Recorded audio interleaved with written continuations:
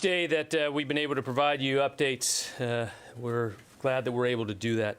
And as from previous days, I'll, no exception, give you an operational update, then turn it back over to Mr. Kirby. Don't have a lot of additional detail to offer you about the attack yesterday at the Abbey Gate, but I can confirm for you that we do not believe that there was a second explosion at or near the Barron Hotel, that it was one suicide bomber. We're not sure how that report was provided incorrectly, but we do know it's not any surprise that in the confusion of very dynamic events like this can cause information sometimes to be misreported or garbled. We felt it was important to correct the record with you all here. You've now seen that we've updated our casualty list to include a 13th service member killed in action. Our thoughts and prayers continue to go out to the families and to the teammates that we have lost. This is a devastating time for these Gold Star families, a title no one wants to hold, but we absolutely hold in the utmost respect. I can also report that 2 flights landed at Ramstein today carrying our wounded personnel from the attack. These personnel have been transferred to Landstuhl Regional Medical Center and are receiving care. In Kabul, commanders on the ground continue to assess the risk and the dynamic situation there as they have been since the beginning. Force protection remains paramount with the continued threat. We've continued the evacuation mission yesterday, as you saw, as you reported last night, and I'll give you an update of how things have gone in the last 24 hours. Yesterday, 35 U.S. military aircraft, 29 C-17s and 6 C-130s departed with approximately 8,500 personnel. Combined with 54 coalition aircraft departures, an additional 4,000 personnel left Kabul for various intermediate staging bases. 89 flights total yesterday out of Kabul, totaling approximately 12,500 evacuees now safely out of Afghanistan in a 24-hour period. In the past 24 hours, more than 300 American citizens were evacuated from Afghanistan, bringing our updated total to approximately 5,100. We continue to maximize our efficiency, and since U.S. and coalition forces began the evacuation, approximately 111,000 evacuees have departed safely. The State Department consular officers continue to screen and process people arriving at gates around Kabul. Some gates have been closed, as we reported, but American citizens, SIV applicants, and vulnerable Afghans who have the designated and proper credentials will continue to be processed for departure from the airfield. There are still approximately 5,400 individuals on the airport as of this report awaiting for flights out of Afghanistan. We have the ability to include evacuees on U.S. military airlift out of Afghanistan until the very end. The Department of Defense has the continued responsibility to support the State Department in the ongoing movement evacuees through our intermediate staging bases and safe havens all the way to the United States in the coming days and weeks. On that topic, here's a quick update on the military installations in our safe havens and staging bases in CENTCOM and EUCOM that are helping transition all these flights. CENTCOM locations, including Al Udeid Air Base, steadily receive, process, and transfer passengers to follow-on locations in Europe and the United States. Today, EUCOM will receive about 19 flights and approximately 5,000 passengers in Germany, Italy, and Spain, including the Naval Station Rota. In turn, 6 flights will transport about 3,300 people from Europe to the United States. I cannot say enough how important the contribution of our allies and our partners has been in this massive global operation. Additionally, more evacuees continue to arrive stateside and are moving to designated installations throughout NORTHCOM. The NORTHCOM Commanding General, General Van Herk, will provide a more focused briefing on this extensive effort in his brief later today. In conclusion, I'll reiterate what General McKenzie said yesterday. There are more than 5,000 U.S. service members in harm's way, saving as many people as they can. It's a noble mission. We have seen firsthand how dangerous that mission is, but ISIS will not deter us from accomplishing this mission. We appreciate your thoughts and prayers for all of our service members who are carrying on this mission today. Above all, we remain focused on evacuating American citizens and other personnel designated by the Department of State, safeguarding the lives of those whom we are providing assistance and keeping American troops safe. Thank you.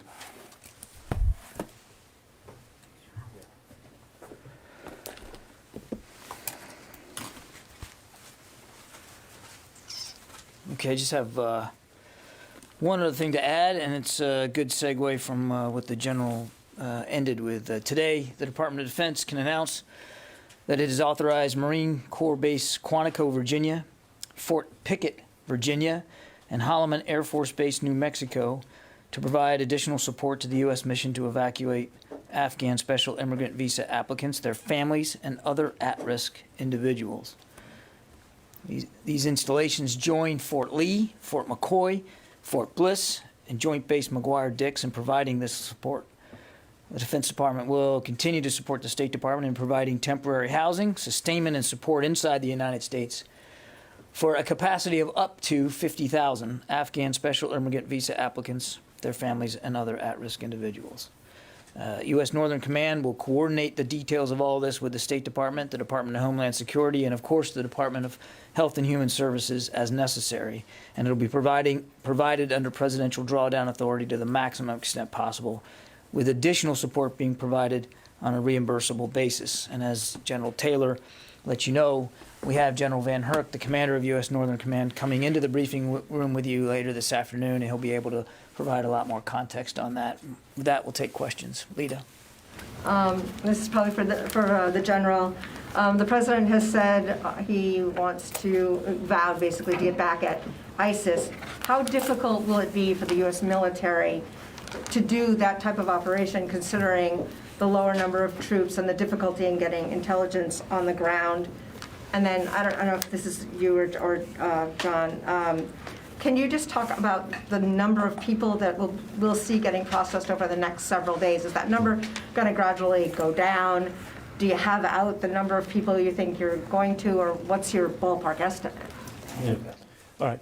On the first question on our capabilities and abilities to protect ourselves or to also to conduct the strikes, as you said.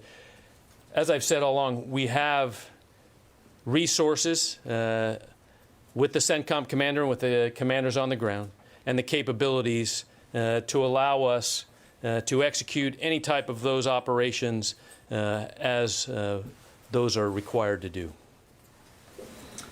So, Lita, again, we're still planning on ending this mission at the end of the month. And as I said the other day, as we get closer, and we are getting closer, you're going to see us begin to make those muscle movements to pull out our troops and some of our equipment as appropriate with any retrograde. What we want to do is preserve as much capability for as long as we can, both in terms of the security footprint, but also in terms of the ability, as the general alluded in his opening statement, to moving out evacuees. Lives are still the priority, and the lives of our troops, and of course the lives of evacuees, and trying to continue to get as many out as possible. So there will be a balance over the next few days as we continue to process through that transition, as we continue to, as what we call, retrograde.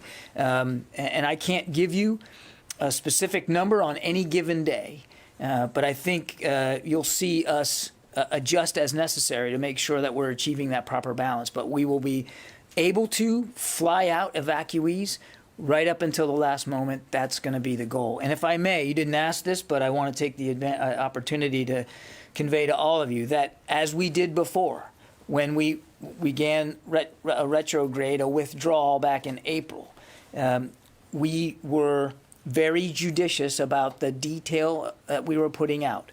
And I just want to level set with all of you that you're going to see us become more judicious now going forward as we get closer to the end of the month about what information we're giving you in terms of how many troops on the ground. I would not expect us to be giving that number out in going forward, and what the capabilities are and where they are and what they're doing. We're going to be very, very mindful of the operational security element of this, and I think yesterday is a stark, grim reminder of why that's important going forward. I know that's not what you asked, but I wanted to take an opportunity to get that out there. Jen. John, how can you say with such certainty, and how can General McKenzie say with such certainty that the Taliban were not involved in this suicide bombing? I understand that you're reliant on them for protection around the airport, but are you ruling out them being involved because you're so dependent on the Taliban right now? Actually, I didn't hear General McKenzie put it that way, Jen. In fact, I think in one of the questions he got, and I think it was Idris's, he said, Idris asked, was there a failure? And the general said, of course, there was a failure somewhere, obviously. And he even alluded to the fact that it could have been at a Taliban checkpoint. So we've not been certain about that at all. There'll be an investigation. We'll try to learn as much as we can about what happened. And I really don't want to get ahead of that process. And in terms of ISIS-K, how many ISIS-K prisoners were left at Bagram and are believed to have been released from the prison there? And why weren't they removed before the U.S. pulled out to some place like Gitmo? Well, I don't know the exact number. Clearly, it's in the thousands when you consider both prisons, because both of them were taken over by the Taliban and emptied.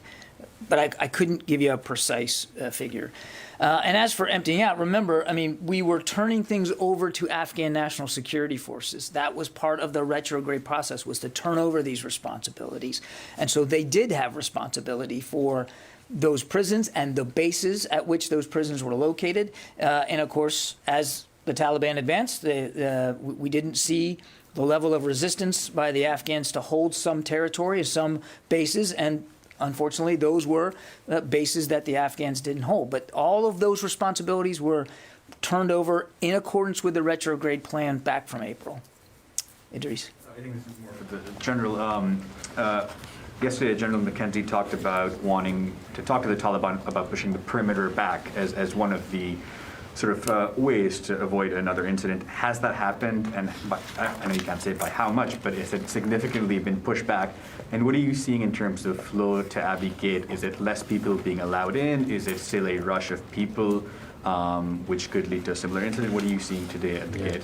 So what I can report as my discussion with the commanders there on the ground is that multiple activities have taken place to increase the force protection, specifically in communication with the Taliban of how they are executing their checkpoint operations and communication when there. So I would say there's been multiple. I don't want to go into the details of the exact of what the communication, but I know that has happened. And what we have seen today is a little lessening of what we would say total capacity at people in and around gates.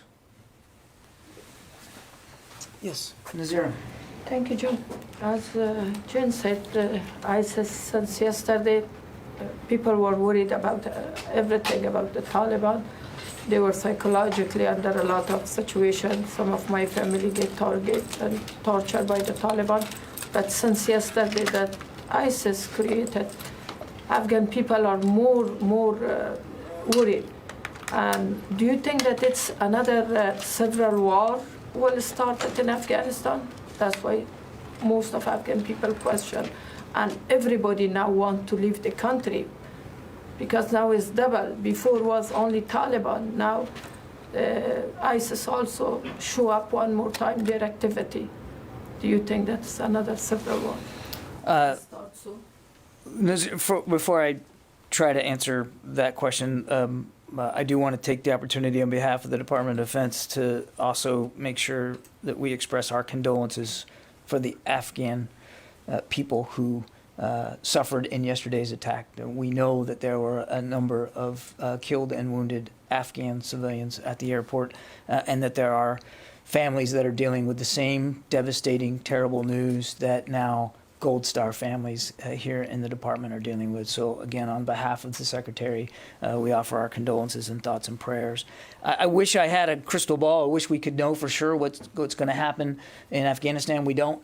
We obviously don't want to see the country torn asunder through civil war. But that's why whatever the future of Afghanistan is from a governance perspective, we're going to stay engaged with the international community to make sure that Afghanistan's leaders are held to proper account for the way they are governing, and that Afghanistan's neighbors also try to play a constructive, productive role in whatever the future of Afghanistan is going to be. Though we will not have a military presence there, the United States government will still want to see what we can do in the international community to make sure that that Afghans can have the best of all possible outcomes for their future. But I think it would be foolish for us to try to be too predictive about what's going to happen right now. You will not change the policy again to be involved again in Afghanistan? The Commander-in-Chief has made a very clear decision that it is time to end America's involvement on the ground in the war in Afghanistan, and we're going to execute that decision as we should. David. John, for the record, would you clear up the confusion over the service affiliation of the dead? I mean, it sounds like we have a total number of 13, but the That's breakdown right. within the 13 is a little unclear. The Marine statement said at this time 10. Yeah. So can you tell us what it is, and then I have a question for the general. Actually, I'm not able to break it down specifically right now, David, and I want to defer to the services to speak to their specific number of casualties. As you can imagine, they're having to have difficult conversations with a number of families, and we here at the department don't want to get ahead of that process. So I think on that one I would just defer to the services. And General, you didn't answer the questions about whether the Taliban have met General McKenzie's request to push the perimeter further out away from the airport. And he also said that he was going to ask them to close some specific roads. Have they done? Sorry if I didn't add that level of specificity, but I know those, just exactly what General McKenzie had said, had been passed to his commanders to have those discussions with the Taliban to take not only those specific measures as he mentioned there and you mentioned, but other activities that will increase the security and the facilitation of those getting through. So, Do you know if they've happened? the discussions? No. No, I cannot report at this point what actions the Taliban have taken in the last, but I know that those discussions are happening and that have happened. Okay, I gotta get to the phones a little bit here. Laura Seligman, Politico.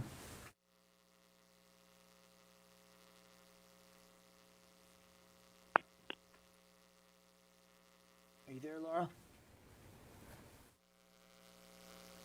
Okay, we'll come back to you, Laura, if you're not able to pipe in there. Tony?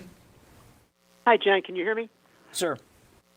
Okay. Yesterday, the president said we're going to be in a circumstance where I believe numerous opportunities will continue to provide access for additional persons to get out of Afghanistan. This is after the 31st. He said either through means that we provide or are provided through in cooperation with the Taliban. Can you give me a sense of the planning you're doing to take that direction to heart? And what are the military implications of the president's desire for still removing people after the 31st? Will there be continued talks with the Taliban, staging a force in the region to get more people out, et cetera? Yeah, Tony, I think my colleague at the White House and at the State Department have addressed this question before. I mean, the interagency, the U.S. government will pursue a variety of ways to help any Americans who want to get out after our military presence at the airport has ended, to be able to help them get out. And it's while Afghanistan is a unique case, it's not completely separated from the larger effort that the United States government pursues all over the world. When we know that Americans are at special risk, we do what we can to get them out, and that doesn't necessarily involve the United States military. So I'm not going to. I certainly wouldn't speculate one way or another about what's going to happen after this particular mission ends. But I would not envision a significant military role in that effort going forward. Barb. Okay.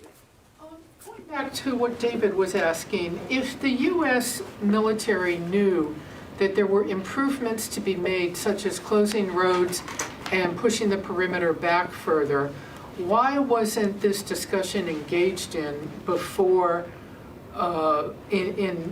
before the attack? Why wasn't the point pressed? Why weren't these improvements asked for by the Taliban? Because you're saying, General McKenzie was very clear, he's asking for this now. Barb, I would tell you, from the very get-go, even before we had a specific threat assessment, force protection was of paramount importance to General McKenzie, certainly to the Secretary, and I don't want to speak for the chairman, but I think I can for General Milley as well in this regard. I can tell you that from the very beginning, force protection was always at the front of everybody's mind, and force protection, as you well know, particularly in a dynamic environment, is something that changes all the time. And so as we got more information, we made adjustments to force protection measures to try to do the best we could at what we thought were the specific threats we were facing.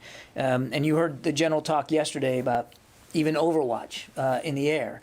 I mean, there was a lot of effort being done, which included, as the general said, daily communication with the Taliban about the nature of the threat and sharing with them the appropriate, relevant information about what we knew. Now clearly, all of that effort, and there was a lot of effort, clearly fell short in some way, because this attack was able to be perpetrated, and we did suffer, as well as our Afghan friends suffered casualties.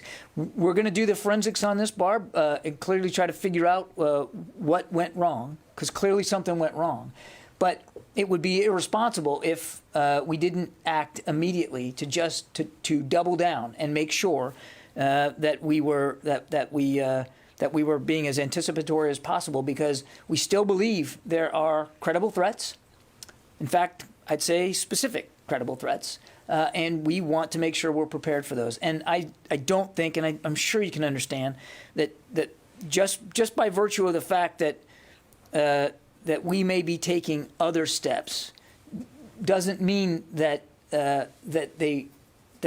they would have necessarily been the proper steps for what we saw yesterday. We have additional information, and so what I would tell you is what you're seeing us act on, to the degree we can talk about it, is based on information that we have, and I think I'd leave it at that. When you say you have additional information, can you tell us, do you mean you have developed additional information since the attack? Do you still believe something is potentially imminent? I thought General McKenzie covered it very well with you yesterday. We certainly are prepared and would expect future attempts, absolutely. But I won't get into the specifics of what those are and why we're doing what we're doing. Do you have additional intelligence since the attack? We again, without talking to intelligence, we're monitoring these threats very, very specifically, virtually in real time. And I think you can understand I wouldn't get in more detail than that. Tara. Two questions for General Taylor.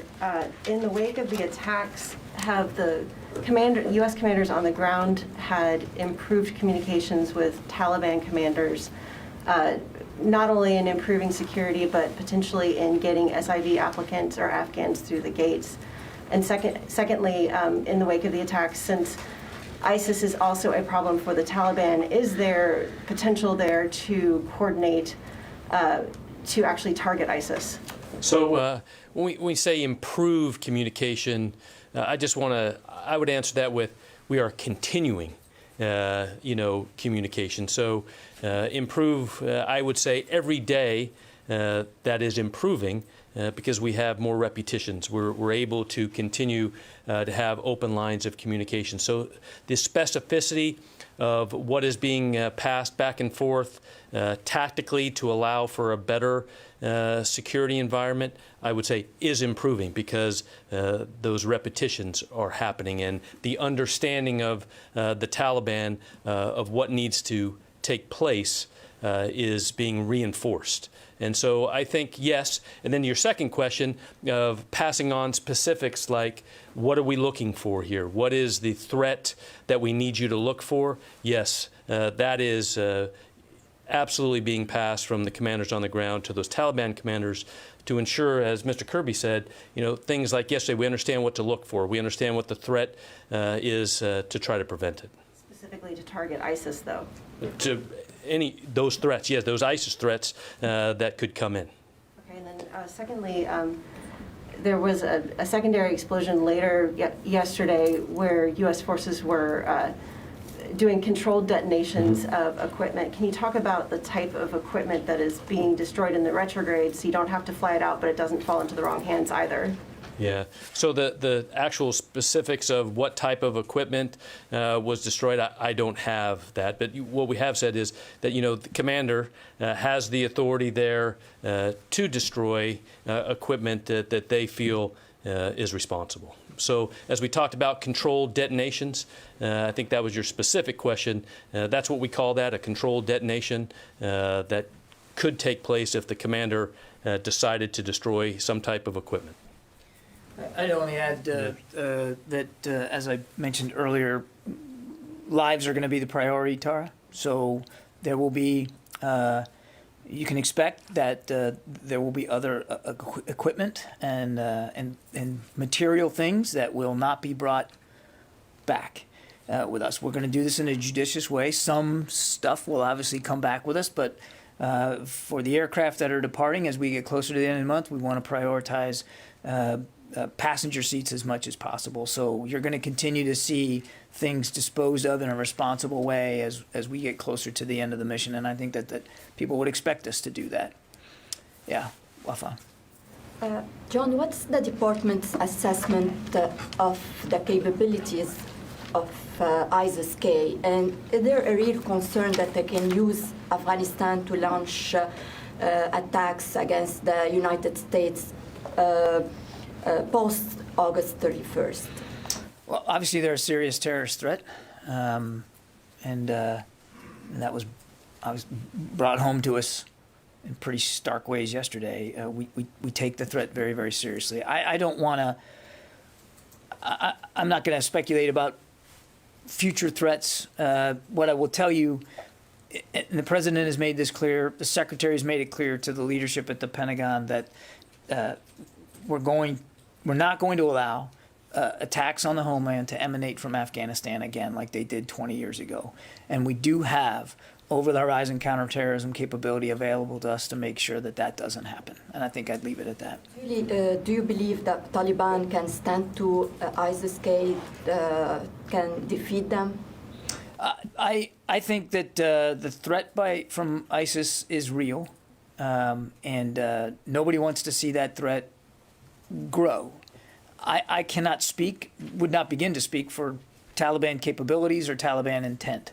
Obviously, there's significant animosity between these two groups, and they don't share interests.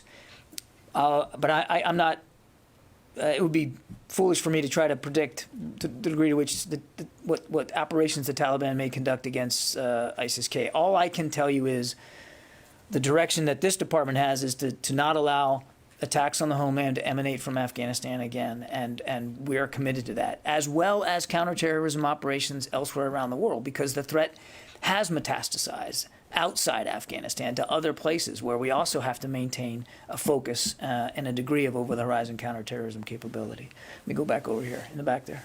Thanks, Sean. 2 questions. First, can you speak to any rescue ops that have happened since the attack? I don't think there's been any. You mean by rotary?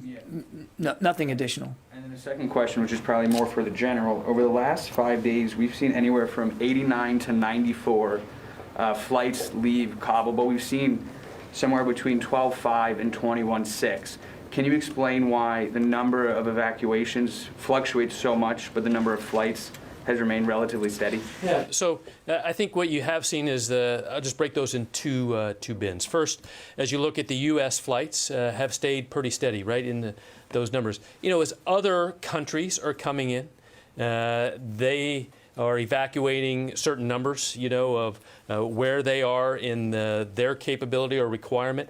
So I think that is where you've seen some of the differences in the outward flow. And I think, I mean, you really have to go back to, as my number today, 110,000 total. So, you know, as we started, you know, just under almost, you know, just a few weeks ago at 0 all the way up to 110,000, we would see some of those numbers start to come down. Let me go back to the phone. Sam Legrone. Hey, John. As part of the exit, is it the U.S. Intention to leave a functioning airport with like radars at work, computers at work? I mean, what's the obligation for what y'all leave behind? Thanks. The airport is functioning, Sam, and we're going to need it to continue to function right up until the very end. So, I mean, I think the general assumption is that as we depart, I mean, we're going to need to depart from a functional, completely operational airport. That's our assumption going forward. That'll be operational right up until we're gone. And as you probably heard Secretary Blinken say the other day, that we're working with the international community. There are several nations that want to contribute to the effort to keep it operational and that are willing to work with the Taliban to that end. Certainly, I'd let them speak to that effort. Gordon. Any Taliban operations against ISIS aside, any future things, whatever, do you have any assessment of what ISIS fighters at the prisons that they may have taken action against or killed, other than some of the ones that we know about? I do not know. Is that something that's knowable, like that you guys have sought to find out and can't find out? I don't know if that's knowable, Gordon. I mean, I'm happy to take that question, but I don't want to raise expectations here on our level of the granularity of intelligence we may have gotten from these prison releases. I don't want to overpromise here. I'm happy to ask that question, but I can't promise you a good answer. And Ira. Thank you, John. The 50,000 SIV capacity that you referenced earlier, can we expect those folks to be processed at the same in the same 4 states that previously reported, or will it be a capacity beyond, I think it's New Jersey, Virginia, Texas, and Wisconsin? No, I think I added some extra facilities here today one's in New Mexico, Holloman Air Force Base, and then 2 in Virginia, Quantico and Fort Pickett. And the Secretary's been clear that if we need more, because the demand's there, that we'll work with the states and we'll work with the services to identify potential future U.S. military installations, but those are the ones that we are operating from now. Just a quick follow-up. Currently, it's a 14-step process to get an SIV application validated. Given the security challenges yesterday, is there going to be a change in where those are processed? Are folks being processed overseas and then brought to U.S. bases for, final relocation? I honestly can't answer that question either. That's really what for the State Department. They run the SIV process. It's not a Department of Defense equity. Janie. Thank you, John. May I ask the General, please? Thank you. Sorry, next time I will bring more for you. Well, President Biden said that also let me take care of this. President Biden said, also the General McKenzie said yesterday that he had consulted with the international partners.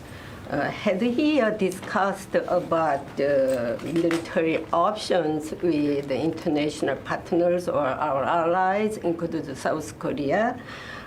What are the U.S. primary military options?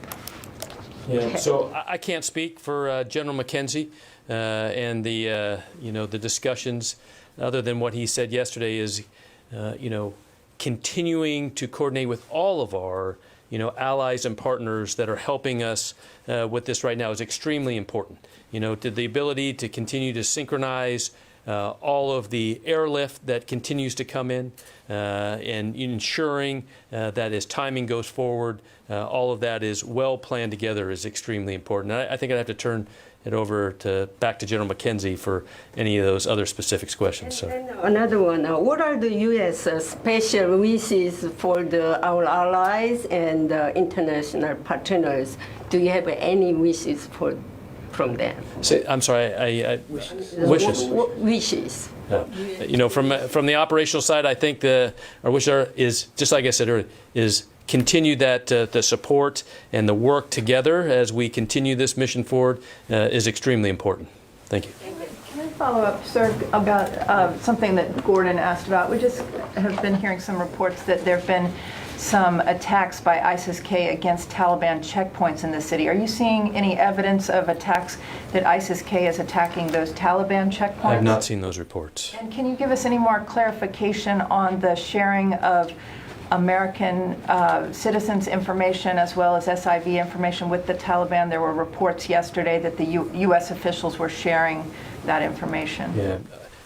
I don't think there is sharing information, as you would say in that question of, like, we are giving information. What information is very important right now is at the ground level to ensure that as people approach checkpoints, that those Taliban checkpoint leaders have and understand who's coming, what documentation they're supposed to have, and go, because that's really important for us to ensure the time that people are not in areas and just staying there for long periods of time.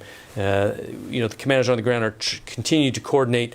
How do we continue to increase that throughput through checkpoints, through gates, to get on HKIA as fast as we can?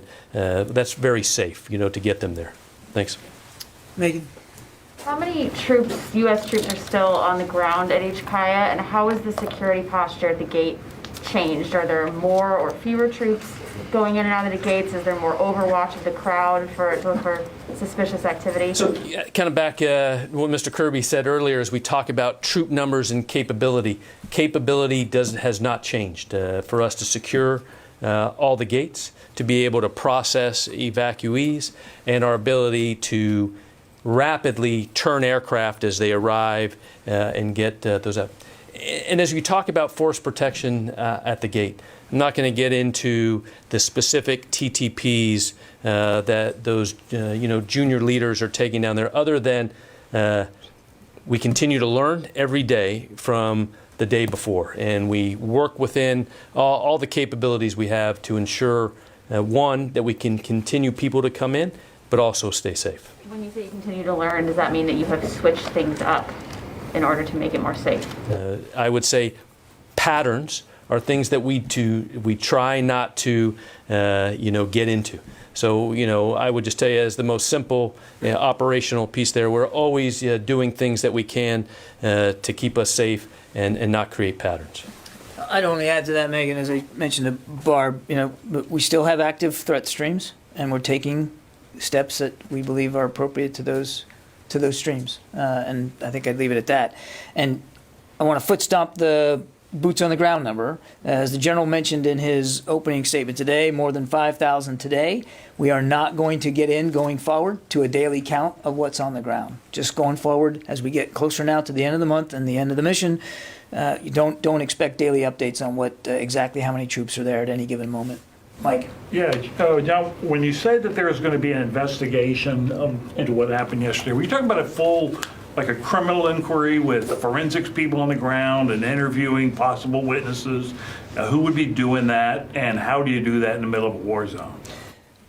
I wouldn't characterize it as a criminal investigation, but it'll be as comprehensive as General McKenzie needs it to be to try to do the forensics here and figure out what happened and what we can learn from it going forward. It'll be a very complete, thorough investigation. I will leave it to General McKenzie to describe for you sort of the architecture of what that's going to be. But it's not like we haven't sadly had to do this before, and we know how to conduct these investigations. Yes, sir, you. Thank you very much, Mr. Kirby. My name is Mushfiqul Fazal. I'm representing News Communication Network and CN. And is U.S. service members doing incredible job with sacrificing their life? With consideration of that, my question is few strategic. Do you think the removal from Afghanistan, it will reduce your control within the Asia and the Pacific, the U.S. control? So for you and the general. It's not about U.S. control in the Indo-Pacific. It's about protecting our country from threats and challenges that emanate from that part of the world, and it's about revitalizing our network of alliances and partnerships to help our partners in the international community do the same. That's why the Secretary's first trip was to the region. He just came back from the region. The Vice President just returned literally this morning from the region. We are laser focused on the Indo-Pacific and the security challenges as well as the opportunities that are there. It's not about U.S. control. It's about U.S. partnership. Sylvie, you've been very patient. I know you don't want to speak about the details of the circumstances of the attack, but can you tell us if it was at the gate itself or in the middle of the crowd or at a checkpoint? Was the guy walking or he was in a bus? Can you give us some little details? First, I'll start off with details are continuing to be collected as it goes back to the question about continuing to learn as much as we can. Because as you know, when attack initially starts, you have to fight the fight. Then where we're at right now, ensuring, the respect and dignity of our wounded and those that were killed in action. So, but as we look at the details at approximately, as we saw yesterday at about 17:48 Kabul time, there was what we reported as a suicide-borne vest there that was exploded right at and around the gate. We don't know the exact location, but it was right outside in vicinity of that gate, and then followed by direct fire from an enemy position that is not exactly known. That was outside in what we'd call just north of that gate area also. How many assailants were killed? Was it just a suicide bomber plus the shooter, or how many people, enemy? It just goes back to what I said. Right now, what we know, there was shooters. We don't know the exact number, but one with the suicide vest. Louis, go ahead. Wait, Gordon, we've already got you. Louis, go ahead. Were there any troops killed by that gunfire? Like I said, we're asking, very detailed questions about the fight that will continue to be collected. I can't answer, numbers of that's just, I would say, that could come out, but just knowing the facts, the incredible, devastation that happened there, I think we should just leave it there. Could I just...